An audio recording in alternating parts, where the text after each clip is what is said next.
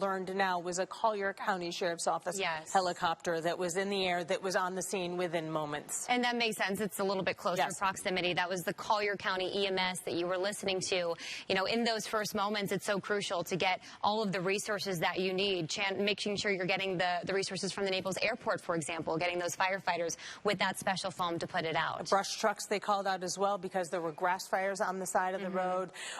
They were also calling out numerous ambulances and emergency personnel along with the sheriff's office. Now I think we have that video, like Kelly was saying. We want you to listen to the video. That was the Collier EMS. I think, do we have new video that has the gnats of the sound? Let's listen to it. You can hear the sound of the explosion, and let me just walk you through what you're seeing right here. Can we play it one more time? You can hear the power of it. This is coming from someone who is traveling on the interstate, saw the plane come down, and what you're seeing is the plane hit about 100 yards to the north and tumbled down the interstate along that retaining wall behind the Windermere community in Collier County.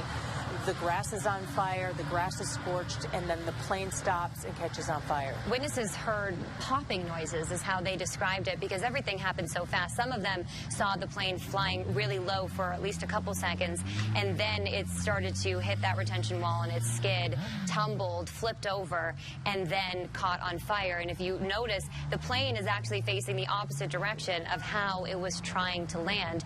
So that just shows you, gives you another example of the force of this crash. It was at 0 altitude, going 129 miles per hour, and yet 3 people somehow were able to walk out of that plane after it crashed. But we do know 2 people were killed in the crash.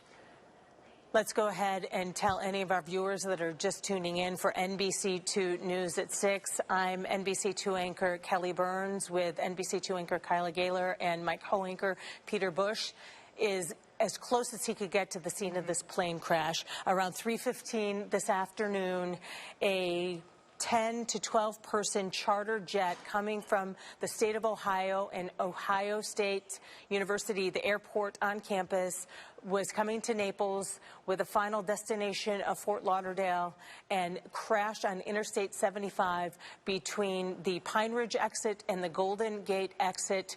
3 people walked away, but there were 5 people on board, and we have confirmed that 2 people are dead. If we can play the audio from the air traffic control, just to give our viewers another idea of what was happening in the moments as the plane went down around 3:15. If we can play that quickly. Okay, Challenger, Hoppajet 823, lost both engines, emergency. I'm making an emergency landing. Emergency, clear to land, runway 23. Is that Hoppajet 823? We're clear to land, but we're not going to make the runway. We've lost both engines. So they lost both engines right before they were landing. They were supposed to land just 3 to 4 minutes right after they made that call. So they were so close, about 2.5 miles from the Naples airport, where they had the go-ahead, they had the green light to land. You know, people, the dispatchers there were well aware that they were facing some engine trouble, but they could not make it, and that is why they ended up crashing on the interstate in Collier County. Yeah, air traffic control said you're clear to land, and he said the pilot knew. He said we're not going to make it. We do have, and it's every time I hear that, you know, my heart sinks a little bit, knowing they knew what was about to happen. It's just chilling to be in their position. And we do have some video where you can see people who are on board the plane running away from the plane, running away to safety as the flames were burning in the distance. And there's that video there if you look closely.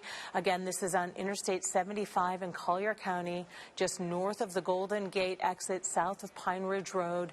This is just moments after that plane went down, and you see the retaining wall that is charred. The plane tumbled along that road on the side, the median of the road, the shoulder of the road. We do believe it collided with a white truck, and we know that a man in that white truck that's pretty much crushed in the median was taken away by an ambulance, but he did appear to be, at least survive. He appeared to be okay. And if you look closely, you see people run away from the flames in the cabin of that plane. And as we approach the 6 o'clock hour, we know a lot of people are just joining in, even people from outside of our community, to see what's going on. We want to bring in NBC2 anchor Peter Bush. He is live from the scene as close as you can possibly get, because so much of it is blocked off, not to mention the roads are congested. So let's send things out to you, Peter. Well, I was just texting with a pilot who is based out of Naples Airport, and he said a couple interesting things. He said, one, this pilot was set up to land from east to west because of the wind direction today. Had it been different wind situation and they would have been coming in from the west, because this plane was coming in from the Gulf of Mexico, he thinks they may have made it, because it was obviously just a matter of a couple of minutes that made all the difference here. I mean, the pilot had made it across, you know, from the Gulf of Mexico to I-75 okay, but then that's when he had the engine failure, and you only have, you know, a very, very short amount of time from then to make a decision. Had the pilot been set up to land from west to east, it may have been a different story. Also, he pointed out what we all know about Southwest Florida this time of year. There is much more air traffic than usual. And the air traffic control, doing their job before they knew this pilot had an emergency, was probably, you know, setting them up in a line to land in a specific order. Had this happened when they were, you know, coming in from a different direction, or had it been a different time of the year when there were fewer planes landing at Naples Airport, this plane may not have had any issues until it got to the ground. So it is just terrible timing, coincidence that this happened at the busiest time of year for the Naples Airport, on a day when the plane would have had to reroute to go from east to west on landing instead of west to east. And so there are just these little things that may have made all the difference in this landing situation. Absolutely, Peter. And you could also look at it from another perspective. There were so many other scenarios in terms of traffic on the highway, just how big this jet was. You were talking about it was a 12-seater. It needed a lot of space to land, and it didn't have it, and it didn't have the ability to maneuver that, and that is why we saw that wing clip that retention wall, and then it tumbled and burst into flames. Yeah, a plane that size doesn't have as much, they're not exactly going to just float to a soft landing. I mean, they are going to be coming in hard. And so it's great that they had I-75 as an option. I mean, it definitely was better than Immokalee Road or Pine Ridge Road, for example.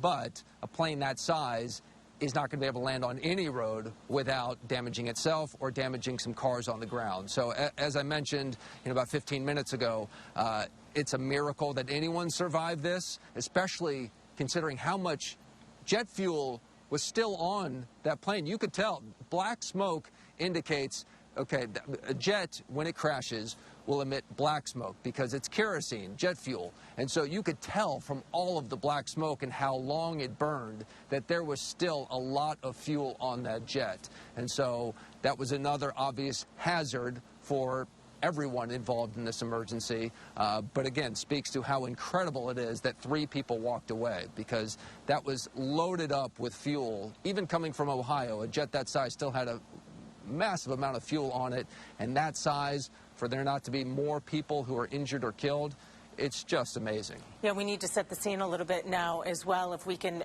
show the traffic maps and show where the traffic is backed up.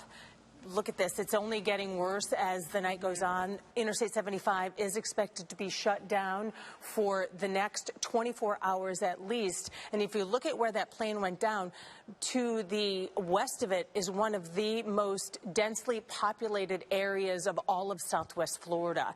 And keep in mind, the plane was coming in from the Gulf of Mexico, crossing over the beaches, over all of the high-rises down along Park Shore and the moorings, and even North Naples. There's so many high-rises in that area, tall buildings, you know, and passed over those heavily populated areas. I mean, Naples High School is just a few miles from there. So it's the fact that it made it to the interstate, and from what we can tell, no one on the ground was killed, is truly a miracle, especially at this time of day. And we do have one man, and Keith, I'm going to have you try to get the video that we got earlier from Brooke, where the woman who took the, oh, Brooke, are you there?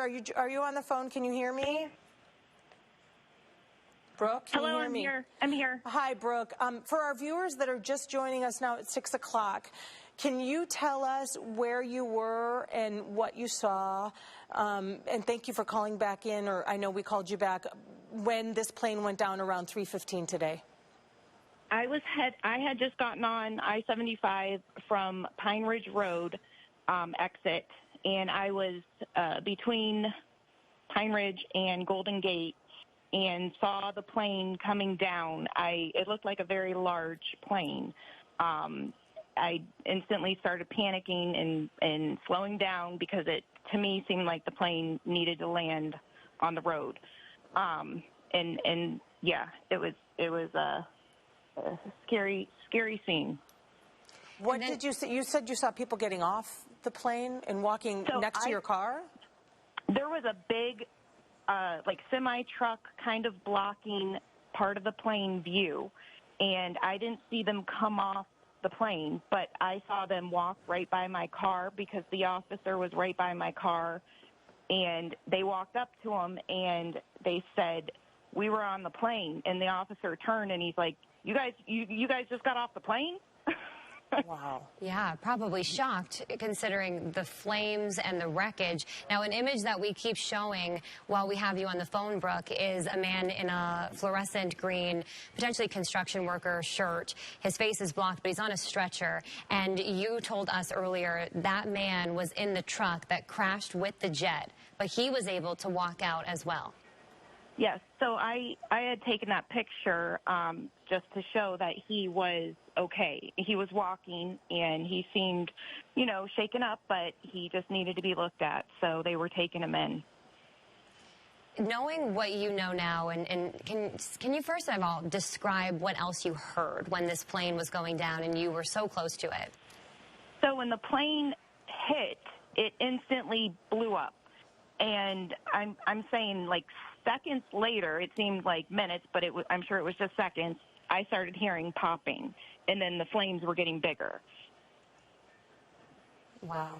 Popping noises as in the little explosions? Yeah. Yep. Because you can see in some of the video about 100 yards of grass that is burned, and so you can see debris from the plane all along the shoulder of the highway as pieces were breaking off. Debris really, describe that to us. So when there was maybe like 10 or 15 cars that we all had to turn around because we were right at the scene, there was just debris all over the road, and I was nervous with my car, driving over it. Hopefully everything will be okay there, but there was just debris all over the road. And when you heard that popping noise, at that point, were the three people who escaped the jet, had they already exited at that point? Yes, I believe so. Because it was shortly after the popping sound. I instantly thought, when I saw the flame, there's no way people survived that. And it looked to be a little bit bigger than your standard small private jet.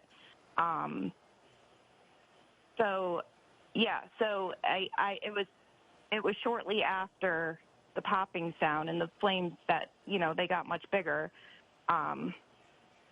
The police had came up from the other side of the road and were talking to the man that was hit in the truck.